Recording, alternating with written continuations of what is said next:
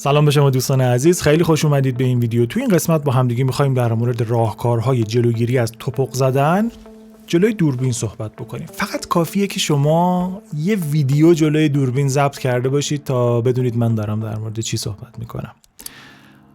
شما توی زندگی عادیتون جلوی آدم‌های دیگه، جلوی یه جمعی، خانواده، دوستان، هر چیزی راحت صحبتتون رو میکنید، حتی یه چیزی رو توضیح میدید، یه چیزی رو تدریس میکنید، اما فقط کافیه که بیاید بشینید جلوی دوربین بیجان، لنز بیجان، فیلمی که ضبط میشه و 1000 بار میتونید کات بدید و جایی هم به صورت مستقیم نمیبینن. فقط کافیه که تو این شرایط قرار بگیرید تا استرس بگیرید، ضربان قلبتون بره بالا، صورتتون گر بگیره، کلمات و جملاتی که حتی از قبل نوشتید و میدونید که چی میخواید بگید رو از یاد ببرید و اصلا یه چیز دیگه بگید و تعجب خواهید کرد که آقا یه جسم بیجان چرا انقدر روی من داره تاثیر میذاره، چیه داستان. من میخوام توی این ویدیو از نقطه نگاه خودم در مورد این ماجرا صحبت بکنم. بله، اساتید خیلی زیادی وجود دارن، اساتید فن بیان، اساتید سخنوری وجود دارن که راه حل‌های خیلی خوبی رو برای جلوگیری از استرس جلوی دوربین گفتن.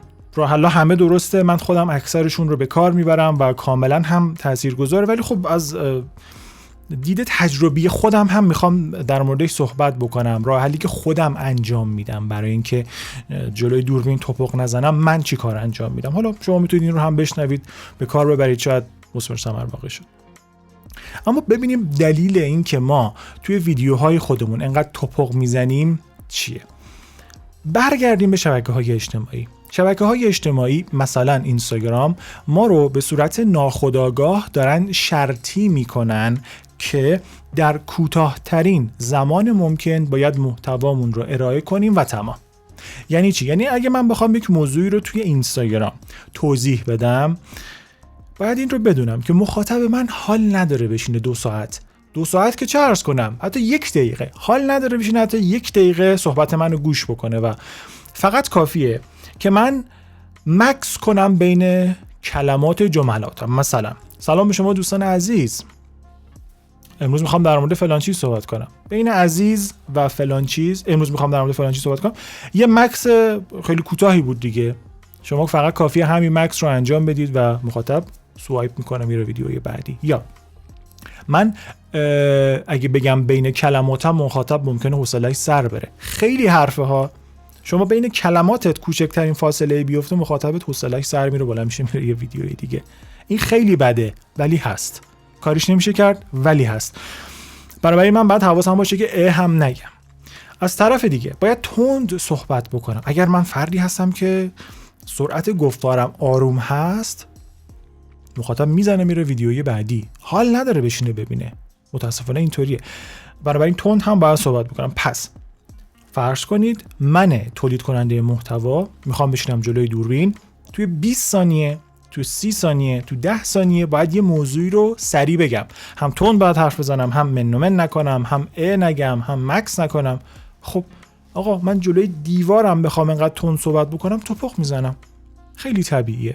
پس قدم اولی که باید انجام بدیم تا توپق نزنیم جلوی دوربین اینه که مدیوم خودمون رو بشناسیم. مثلا من الان توی یوتیوب هستم، این ویدیو رو دارم برای یوتیوب ضبط میکنم. مدیوم یوتیوب رو میشناسم. میگم که درسته مخاطب‌ها بی‌حوصله شدن، یعنی میخوان در کمترین زمان ممکن محتوا رو بگیرن و برن، اما بین پلتفرم‌های مختلف بالاخره فرقی وجود داره دیگه. مخاطبی که توی یوتیوب هست میشینه یک ویدیوی 5 10 12 15 دقیقه‌ای رو ببینه. بله، برای اینستاگرامش وقتی این اتفاق نمیفته، ولی مخاطب یوتیوب این کارو میکنه. پس زمانی که من الان دارم این ویدیو رو ضبط میکنم، از این بابت نباید نگرانی داشته باشم که بین کلماتم بخوام مکس کنم. نباید نگران این باشم که من بکنم، مکس بکنم یا حتی آروم صحبت بکنم از نظر سرعت گفتار. پس زمانی که من مدام اینها رو توی ذهنم مرور بکنم، اون استرسی که میکشم در حالت عادی به خاطر سریع ارائه دادن محتوای خودم، اون استرس از بین میره. اگر نیاز هست میتونید کنار دوربینتون یه کاغذی بچسبونید، مثلا روش اینا رو بنویسید، بگید آروم صحبت کن، توپق بزن، اشکالی نداره، من بکن، اینا رو بزنید کنار دوربینتون باشه، ببینید همیشه و کاملا مفید واقع میشه. ضمن این که ما باید این رو هم بدونیم که توی یوتیوب مخاطب اگر احساس بکنن که شما خیلی دارید آروم صحبت میکنید، من میکنید، خیلی راحت میزنن با دور تند نگاه میکنن ویدیو رو.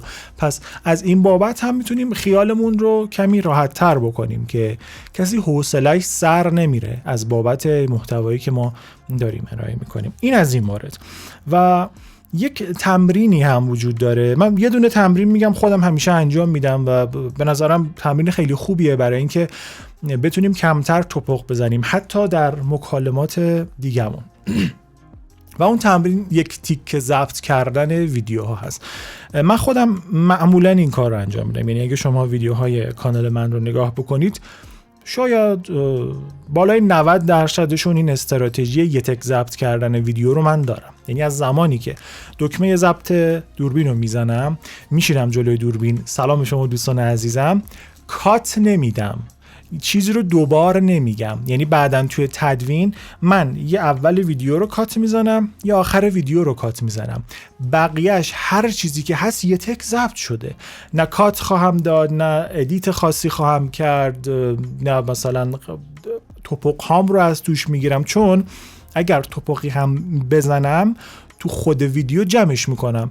مثلا من میگم یه کلمه رو اشتباه میگم، لیوانو میگم لیفان، خب همون لحظه درستش میکنم، حتی شده باهاش شوخی هم میکنم، پس کات نمیزنم از توی ویدیو.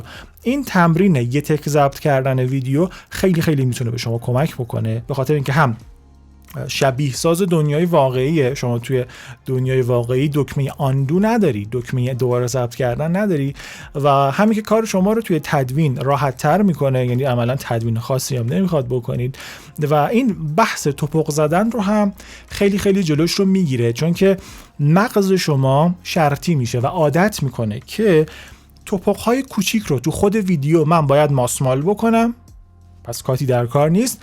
توپق‌های خیلی زایه رو، اونایی که دیگه واقعا میزنه ویدیو رو خراب میکنه، یهو مثلا من زبونم بگیره و خب خیلی زشت باشه جلوی مخاطب بگم خب اینو من باید کات بزنم، یا مثلا یک کلمه ای رو اشتباه بیان کنم که اون گفتار اشتباهش توهین‌آمیز باشه، یه فوشی اشتباه از دهنم در بیاد، یه کلمه ای رو اشتباه بگم که مثلا تو اخبار آقای گویا، احتمالاً میدونید چی دیگه.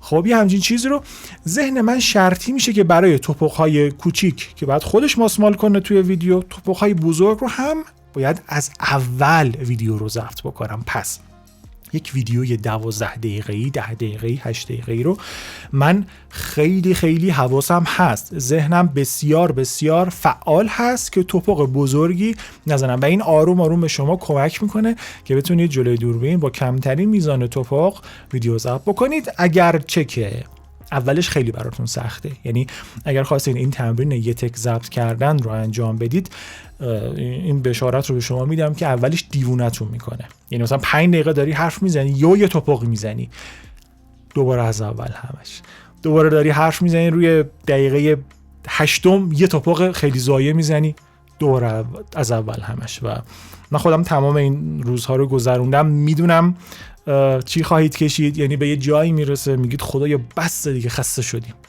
و بگذرونید، تحمل بکنید تا به جایی میرسید که راحت جلوی دوربین دکمه رو میزنید و میاد میشینید، صحبتتون رو میکنید بدون هیچ توپقی، دوباره برمیگردید دکمه رو میزنید و میرید برای تدوین. این کل چیزی بود که میخواستم بگم، صحبت دیگه ای ندارم. اگر راه حل دیگه‌ای برای جلوگیری از توپق زدن به ذهنتون میرسه، حتما توی قسمت کامنت ها بهم بگید. سوالی، انتقادی، پیشنهادی، هر چیزی دارید، من تمام کامنت ها رو میخونم. موفق باشید.